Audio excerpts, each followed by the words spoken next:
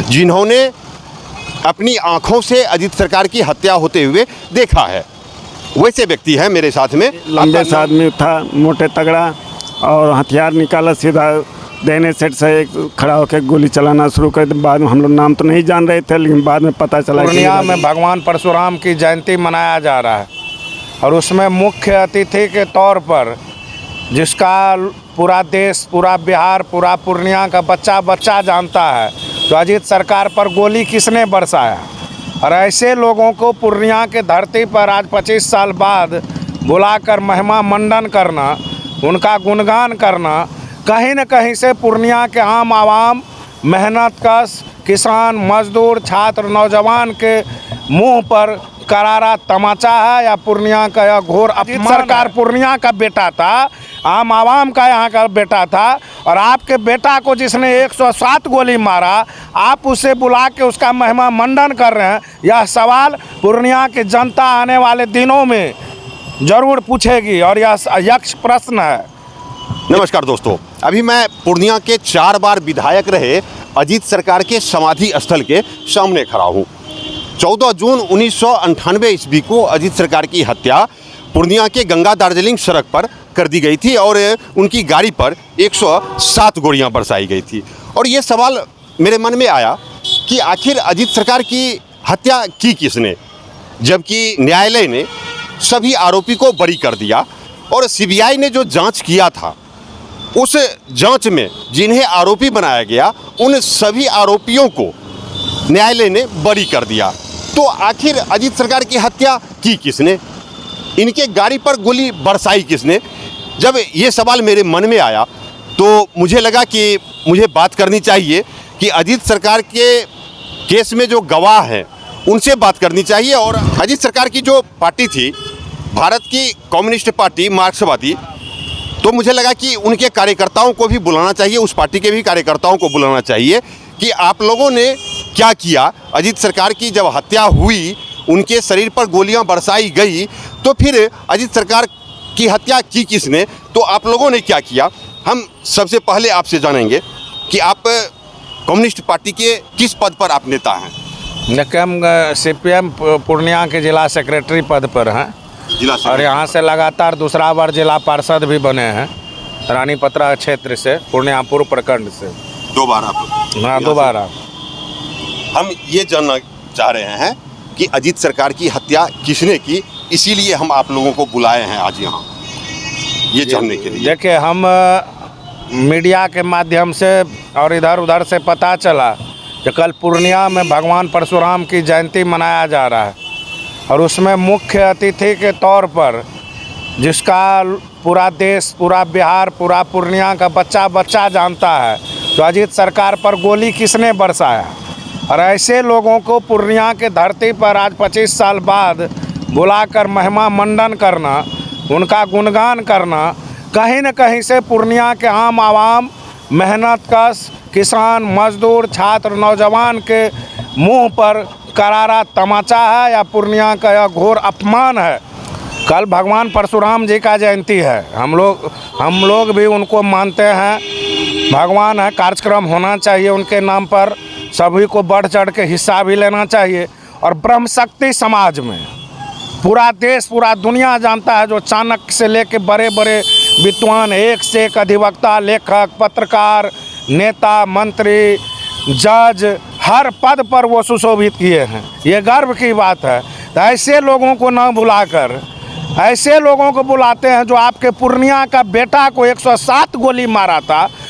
छोड़ दीजिए व्यक्तिगत, कहीं कोई बात नहीं है। अजीत सरकार पूर्णिया का बेटा था, आम आवाम का यहाँ का बेटा था, और आपके बेटा को जिसने 107 गोली मारा, आप उसे बुला के उसका महिमा मंडन कर रहे हैं। यह सवाल पूर्णिया की जनता आने वाले दिनों में जरूर पूछेगी और यह यक्ष प्रश्न है।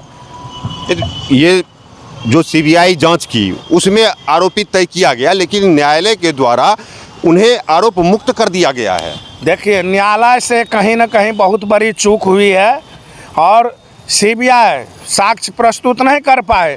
यहाँ का जो बच्चा बच्चा जानता है किसने गोली चलाया। आज उनके केस का मुख्य गवाह है यहाँ पर लाल बहादुर उरांव जी, मधुसूदन ऋषि जी का देहांत हो गया। सभी लोग ये गवाह हैं उस केस मुख्य में। गवाह, 2 गवाह थे जिसमें एक ये हैं। तो यहाँ कौन नहीं जानता है पूरे देश में जो अजीत सरकार पर गोली किसने चलाया? बच्चा बच्चा जानता है। ठीक है, आप नेता हैं, विधायक बन गए, सब चीज़ है, कोई दिक्कत नहीं है, लेकिन पूर्णिया के धरती पर इस तरह से आके तो उनके शहादत का अपमान है, पूर्णिया के जनता का अपमान है। हम यही कहेंगे, इस तरह एक से एक हमारे ब्राह्मण समाज में विद्वान हैं, लेखक हैं, पत्रकार हैं, जज हैं, बड़े बड़े नेता हैं, मंत्री हैं, साहित्यकार हैं, ऐसे लोगों को आना चाहिए। हम सब लोग उसमें बढ़ चढ़ के हिस्सा लेते, लेकिन जो आपके बेटा को मारा है, आप उसके मारने वाले को अल्लाह के यहाँ फूल माला चढ़ा रहे हैं, तो यह पूर्णिया का अपमान है। मेरा नहीं, या CPM पार्टी का नहीं, यह पूर्णिया के जनता का अपमान है। देखिए, ये अभी गवाह हैं, ये अजीत सरकार की हत्या किसने की, ये जानने के लिए जब मैंने भारत की कम्युनिस्ट पार्टी के जो जिला महासचिव हैं पूर्णिया के, उन्हें मैंने फ़ोन किया था, तो वो उस व्यक्ति को अभी मेरे साथ में अपने साथ में लेकर यहाँ आए हैं अजीत सरकार के समाधि स्थल पर, जिन्होंने अपनी आँखों से अजीत सरकार की हत्या होते हुए देखा है। वैसे व्यक्ति हैं मेरे साथ में। आपका नाम क्या है? मेरा नाम लाल बहादुर उराम, मेरा पिताजी श्री हरिलाल उराम।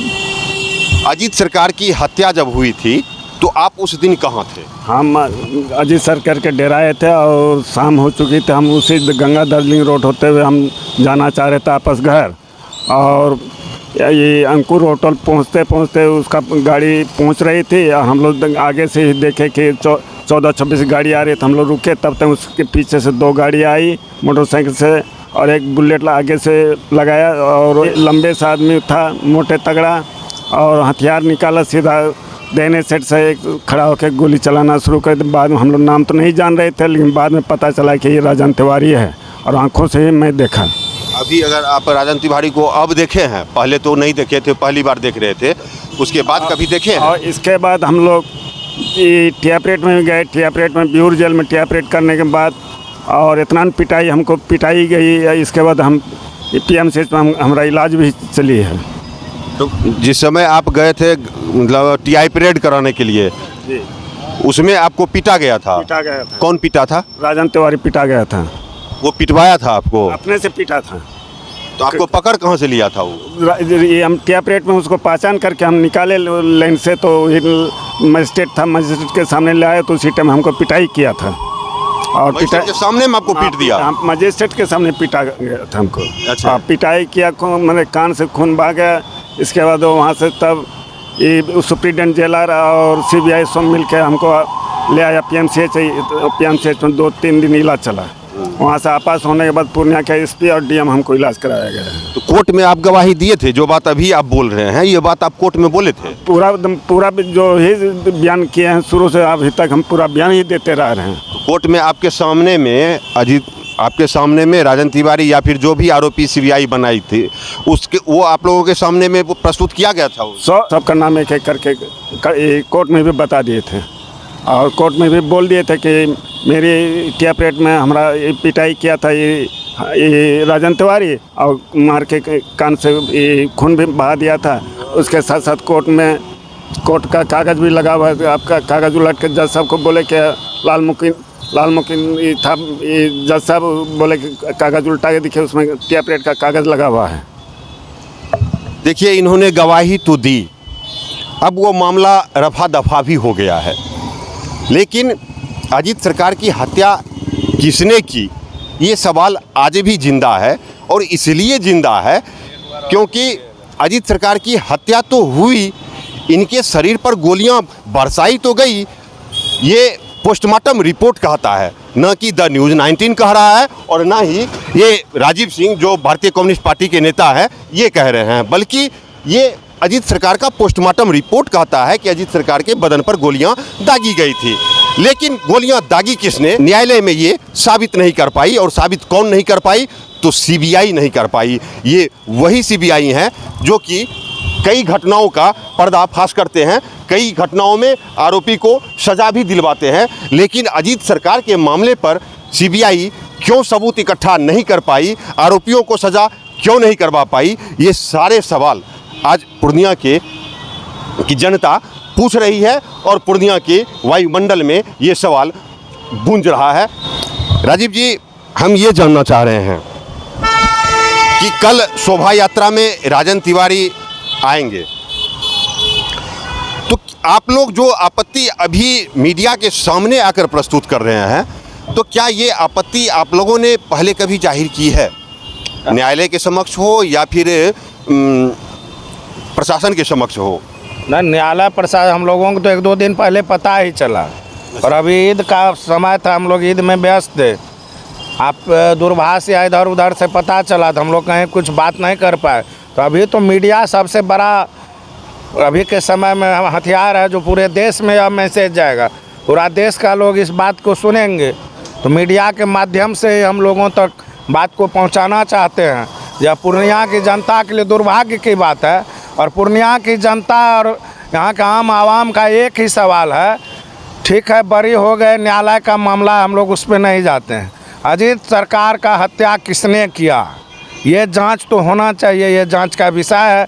उनको 107 गोली किसने मारा, जो बरी हो गए हमको उनसे कुछ नहीं लेना देना, लेकिन आखिर मारा किसने, ये कौन बताएगा और यह कौन खोज के देगा, यह सवाल आज भी बना हुआ है। चलिए, इस वीडियो में इतना ही, लेकिन आप हमें कमेंट करके अवश्य बताइएगा कि अजीत सरकार की हत्या किसने की। यदि आप में ये शक्ति है कि आप लिख सकते हैं, तो आप कमेंट करके अवश्य बताइएगा कि अजीत सरकार की हत्या किसने की। आखिर अजीत सरकार के हत्यारे का पहचान अब तक क्यों नहीं हुआ, इसमें किसकी गलती है, और कौन ऐसे पदाधिकारी थे जिनके कारण आज अजीत सरकार इस आरनसा चौक पर खड़े होकर यह पूछ रहे हैं, इस भारतीय लोकतांत्रिक देश में मेरी हत्या का आज तक कौन गुनाहगार है ये पता नहीं चला। ये अजीत सरकार यहाँ से खड़े होकर ये आज भी सवाल पूछ रहे हैं। इस वीडियो में इतना ही, अगले वीडियो में फिर मुलाकात होगी। तब तक के लिए आप हमारे द न्यूज़ 19 के यूट्यूब चैनल को सब्सक्राइब कर लीजिए और फेसबुक पेज को लाइक फॉलो जरूर कीजिए, और यदि वीडियो आपको अच्छी लगे